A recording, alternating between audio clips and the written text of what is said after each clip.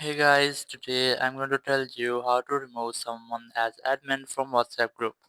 If you're using WhatsApp and you want to remove someone as WhatsApp admin, so let's see how can you do that. You just have to open your WhatsApp app and here just select the group. As I have this one, just tap on the group name to get group info.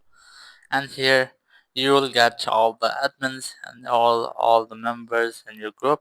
If you are a group admin or group owner and now you want to remove someone as admin from your WhatsApp group. So let's see how can you do that.